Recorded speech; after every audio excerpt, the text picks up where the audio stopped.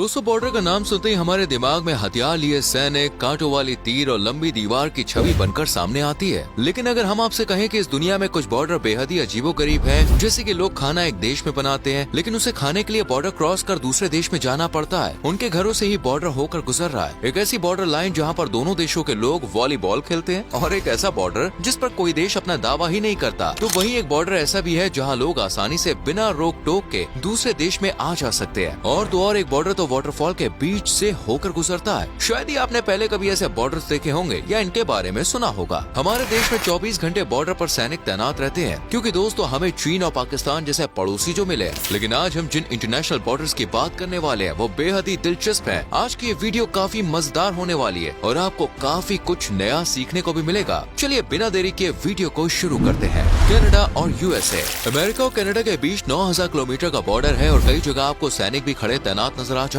लेकिन वर्मोंट नाम का एक शहर दोनों देशों का हिस्सा है। इस शहर को डर्बी लाइन ने 2 हिस्सों में बांट रखा है और बॉर्डर भी काफी दिलचस्प है। असल में इस बॉर्डर लाइन पर एक ओपेरा हाउस और एक लाइब्रेरी बनी हुई है। आप शायद सोच रहे होंगे कि ये दोनों चीज पहले से यहाँ मौजूद होगी और बाद में यहाँ पर एक लाइन खींची गई होगी, लेकिन ऐसा नहीं है। दोनों देशों के बीच बंटवारे के बाद ओपेरा हाउस और लाइब्रेरी बनी थी। साल 1901 में कनाडा और अमेरिका ने मिलकर ये फैसला लिया था कि उन दोनों के बीच चाहे कितने भी डिस्प्यूट्स हो, लेकिन वो आर्ट और नॉलेज के आधार पर एक दूसरे से जुड़े रहेंगे, और इसलिए ये दोनों चीज बॉर्डर लाइन पर बनाई गई। ओपेरा हाउस में जब कोई सिंगर परफॉर्म करता है तो दर्शक दूसरे देश में बैठकर उसे सुन रहे होते हैं। इसी प्रकार अमेरिका के लोग लाइब्रेरी में बुक पढ़ने कनाडा आ सकते हैं। डर्बी लाइन की एक और खास बात आपको बता दें, इस लाइन के दोनों ओर आपको लैंग्वेज में भी अंतर देखने को मिलेगा। यहाँ अमेरिका के लोग अमेरिकन इंग्लिश बोलते हैं, तो वहीं कनाडा के लोग कैनेडियन फ्रेंच में बात करते हैं। सूडान और इजिप्ट। आजकल छोटे से टुकड़े के पीछे ही लोग एक दूसरे की जान ले लेते हैं, लेकिन सूडान और इजिप्ट के बीच एक बहुत बड़ी जगह है जिस पर कोई भी देश अपना दावा नहीं ठोकता। बिरतावल नाम की जगह सूडान और इजिप्ट के बॉर्डर पर स्थित है। ये जगह पूरे दिल्ली शहर से भी बड़ी है, लेकिन दोनों ही देश इसे अपने देश का हिस्सा मानने से इनकार कर देते हैं। साल 1805 में ब्रिटिशर्स ने इजिप्ट और सूडान के बीच में बॉर्डर लाइन खींची थी और उस समय इस टुकड़े पर किसी ने अधिकार नहीं जताया। बाद में इसे इजिप्ट को देने की बात कही गई, लेकिन इजिप्ट ने भी इसे लेने से साफ मना कर दिया। बिरतावल को आज नो मैंस लैंड कहा जाता है। यहाँ पर अगर आप चाहें तो आराम से जाकर रह सकते हैं, बिना किसी नागरिकता के, बिना किसी पासपोर्ट के आप इस जगह पे रह सकते हैं और आपको यहाँ पर कोई परेशान भी नहीं करेगा। एक बार अमेरिका के एक शख्स ने इस जगह पर अपना दावा पेश किया था और अपना झंडा डिजाइन कर एक नए देश की घोषणा की थी। अफ्रीका के कुछ लोग भी दोस्तों ऐसा कर चुके हैं और अपना झंडा यहाँ लगा चुके हैं, लेकिन इन लोगों के देशों को या झंडे को किसी भी अन्य देश ने मान्यता नहीं दी।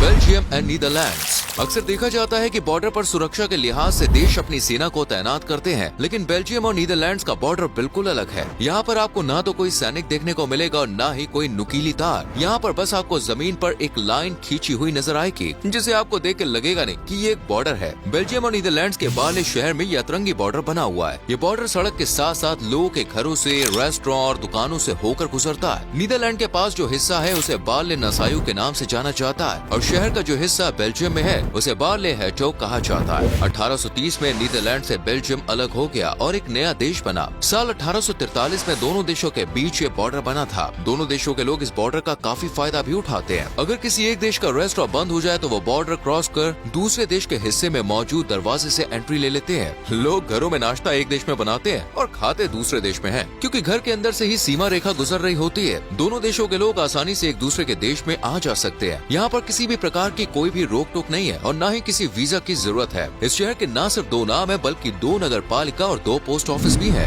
USA and Mexico. अमेरिका काफी बड़ा देश है और इसी वजह से वो कई देशों के साथ अपनी सीमा साझा करता है। मैक्सिको और अमेरिका के संबंध हमेशा से ही बहुत अच्छे नहीं रहे और इसलिए दोनों देश चाहते हैं कि उनके नागरिक भी एक दूसरे से संपर्क में न रहे। अमेरिका और मैक्सिको के बीच में 600 किलोमीटर का लंबा बॉर्डर है। अमेरिका चाहता था कि वो इस पूरे बॉर्डर पर एक दीवार खींच दे, लेकिन वो ऐसा करने में सफल नहीं हो पाया और न ही उसके इस कदम को किसी ने सपोर्ट किया। इसके बाद अमेरिका ने अपने देश वाले हिस्से में इस तरह की एक दीवार या फेंसिंग बना दी, जिससे कि यहाँ के लोग मैक्सिको के लोगों से ना मिल पाए। दोस्तों, दीवार भले ही अमेरिका और मैक्सिको के बीच खराब रिश्तों को देखकर बनाई गई है, लेकिन इन दोनों देशों की जनता के बीच आपस में किसी प्रकार का मतभेद नहीं है। तभी तो हर समय इस दीवार के बीच में मौजूद जगह से ही दोनों देशों के लोग आपस में बातचीत करते रहते हैं। दोनों देशों के लोग आपस में मस्ती करते हैं, कई घंटों तक बातें करते हैं और यहाँ तक कि वॉलीबॉल भी खेलते हैं। इस बॉर्डर पर आर्मी के जवान तैनात रहते हैं, लेकिन वो भी आम जनता को बातचीत करने करने से नहीं रोकते। Spain and France. क्या आपने कभी ऐसी जगह के बारे में सुना है जो 6 महीने एक देश का पार्ट होती है और अगले 6 महीने के लिए दूसरे देश का? असल में स्पेन और फ्रांस के बीच एक ऐसा बॉर्डर है जिसे इंसानों ने नहीं बल्कि प्रकृति ने बनाया है। इन दोनों देशों के बीच से विदासो नाम की नदी गुजरती है और इस नदी को ही दोनों देशों का बॉर्डर मान लिया जाता है। असल में दोस्तों, इस नदी के बीच में एक छोटा सा आइलैंड है जिसका नाम फेजेंट आइलैंड है। यह आइलैंड 200 मीटर लंबा और 40 मीटर चौड़ा है। इस छोटे से टुकड़े पर स्पेन और फ्रांस दोनों ही अपना दावा पेश करते थे। जब दोनों में से कोई नहीं माना तो एक संधि हुई। साल 1659 में स्पेन और फ्रांस ने संधि करते हुए ये तय किया कि आइलैंड बारी बारी से दोनों देशों का हिस्सा रहेगा। 1 फरवरी से 31 जुलाई तक ये देश का हिस्सा रहता है और 1 अगस्त से 31 जनवरी तक दूसरे देश का। पिछले 350 से भी अधिक समय से यह प्रथा चली आ रही है, लेकिन दुख की बात यह है कि धीरे धीरे ये आइलैंड खत्म हो रहा है और नदी से मिल रहा है। स्पेन और फ्रांस दोनों ही इस आइलैंड को बचाने के लिए कोई कदम नहीं उठा रहे हैं। Argentina and Brazil. अर्जेंटीना और ब्राजील के बीच का बॉर्डर भी दोस्तों काफी दिलचस्प है, क्योंकि ये किसी जमीन पर नहीं बल्कि वाटरफॉल के बीच में बना है। इगुआजू नेशनल पार्क के बीच में इगुआजू वाटरफॉल है, जो एक बेहद ही खूबसूरत जगह है। यहाँ पर 80 मीटर की ऊंचाई से झरना गिरता है। बड़ी संख्या में यहाँ सैलानी छुट्टियां मनाने आते हैं। कई शानदार रेस्टोरेंट्स, होटल्स भी यहाँ पे खुले हुए हैं। अर्जेंटीना और ब्राजील के बॉर्डर का एक हिस्सा इवासू वाटरफॉल के बीच में से होकर गुजरता है। इस कारण वाटरफॉल का 20% पानी ब्राजील के हिस्से में आता है और 80% पानी अर्जेंटीना के हिस्से में। भले ये जगह एक बॉर्डर पर बनी है, लेकिन टूरिस्ट आसानी से यहाँ पर घूम सकते हैं और बॉर्डर क्रॉस भी कर सकते हैं। एक पुल भी यहाँ पर बना हुआ है जिस पर खड़े होकर सैलानी अपनी फोटोज क्लिक कराते हैं। Russia and USA.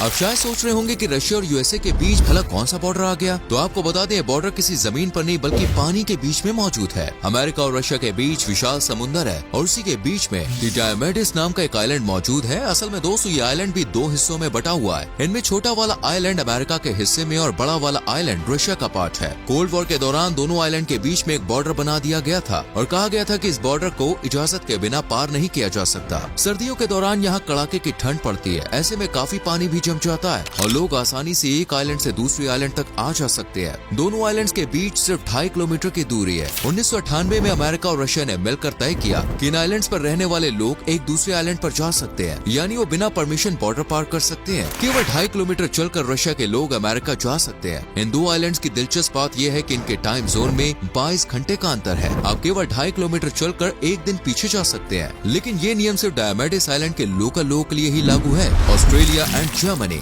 अब आपको ऑस्ट्रेलिया के एक ऐसे गाँव के बारे में बताएंगे जहाँ तक पहुँचने के लिए आपको जर्मनी का बॉर्डर पार करना होगा। आप सोच रहे होंगे कि ऑस्ट्रिया के गाँव के लिए जर्मनी का बॉर्डर क्यों? असल में दोस्तों, ऑस्ट्रिया का एक गाँव है जिसका नाम है जुनघोस, लेकिन ये गाँव ऑस्ट्रिया में नहीं जर्मनी में आता है। जर्मनी और ऑस्ट्रिया के बॉर्डर के पास ये गाँव लोकेटेड है। ज्योग्राफिकली देखा जाए तो ये गाँव जर्मनी का नजर आता है, लेकिन असल में ये ऑस्ट्रिया का एक पार्ट है। साल 1342 में ऑस्ट्रिया के एक शख्स ने ये जगह खरीदी थी और उसने इस जगह को ऑस्ट्रिया का हिस्सा घोषित किया। साल 1844 में हुई ऑस्ट्रियन ट्रीटी के अनुसार इसे ऑस्ट्रिया का पार्ट माना गया। इस गाँव में करीब 300 लोग रहते हैं। ये रहते जर्मनी है, लेकिन दोस्तों इनकी नागरिकता ऑस्ट्रिया की है। ये जर्मनी करेंसी इस्तेमाल करते हैं और यहाँ पर नियम कानून भी जर्मनी वाले ही फॉलो किए जाते हैं। Boundary point border. आमतौर पर बॉर्डर 2 देशों को ही अलग करते हैं, लेकिन एक ऐसा बॉर्डर भी मौजूद है जो 4 देशों को डिवाइड करता है। सुनने में आपको अटपटा लग सकता है, लेकिन ये पूरी तरह से सच है बॉस। अफ्रीका में जाम्बेजी नदी 4 देशों के बॉर्डर का काम करती है। यहाँ पर 4 देशों की सीमाएं आके मिलती हैं, जिम्बाब्वे, जाम्बिया, नामीबिया और बोट्सवाना। इन देशों को ये नदी अलग करती है। यानी देखा जाए तो एक प्रकृति के उपहार को इन देशों ने अपना बॉर्डर बना लिया। वाकई में ये कितना खूबसूरत है। Spain and Portugal.